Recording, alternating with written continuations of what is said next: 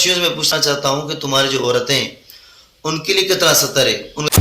برادران اہل سنت، آپ کو معلوم ہے کہ آپ کے دوسرے خلیفہ صاحب جو ہیں وہ صحابہ کی نظر میں احمق تھے.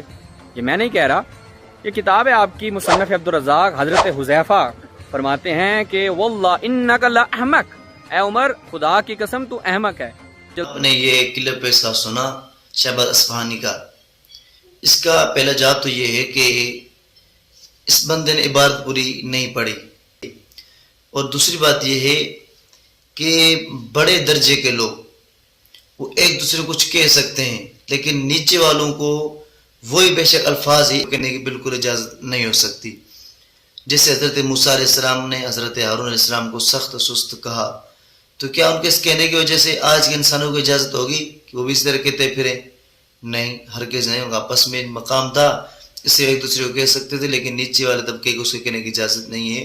تو اگر حضرات صحابہ کرام نے ایک دوسرے کو کچھ کہا ہے تو نیچے طبقے والوں کو اس بات کی بالکل اجازت نہیں ہوگی کہ وہ بھی وہی باتیں ان کو کہہ سکیں. تیسری بات، شیعوں کی کتاب حق الیقین میں لکھا ہے کہ ان کا 12واں جب آئے گا تو وہ برہنہ بدن ہوگا اور قرص آفتاب کی طرح ظاہر ہوگا.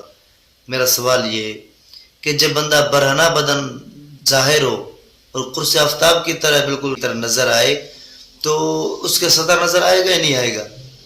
12ویں کا سطر نظر آئے گا یا نہیں آئے گا؟ یہ الگ بات ہے کہ تمہاری کتاب اصول کافی میں ملا عز الفقی میں یہ بات لکھی ہے کہ پچھلے حصے کو چھپانے کی ضرورت نہیں ہے، وہاں اصل سطر سوراخ ہے اور اس کو اوپر کے گوشت نے چھپایا ہوا ہے، وہ سوراخ نظر نہیں آتا، وہاں مزید چھپانے کی ضرورت نہیں ہے. آگے تم صرف ہاتھ رکھ لو یا آگے صرف تھوڑا سا چونا لگا لو، مٹی لگا لو تو آپ کا سطر ہو گیا. تو شیعہ یہ الف ننگا ہو اور پیچھے بالکل کھلا ہوا ہو، آگے سے اس نے تھوڑا چونا مٹی لگا لی ہو، بے شک وہ گھومنا چاہے پورے بازار میں گھوم سکتا ہے. دوسری بات کہ 12ویں نے تو وہ بھی نہیں لگایا، وہ تو بالکل سامنے ویسے نکل کے آ رہا ہے اور پیچھے ویسے کوئی پردہ نہیں ہے، تو اس کا سب کچھ نظر آئے گا. اب وہ کس رنگ کا ہوگا؟ تو یہ کتاب شیعوں کی غیبت نعمانی، اس میں انہوں نے لکھا ہے کہ 12ویں صاحب جو ہیں یہ ابن امت سودا، ایک سیاہ لونڈی کے بیٹے ہیں. جب سیاہ لونڈی کے بیٹے ہو سکتے ماں پر گیا تو وہ بھی سیاہ ہو، باقی عذاب اس کے سیاہ ہوں گے جو نظر آئیں گے. ایک بات.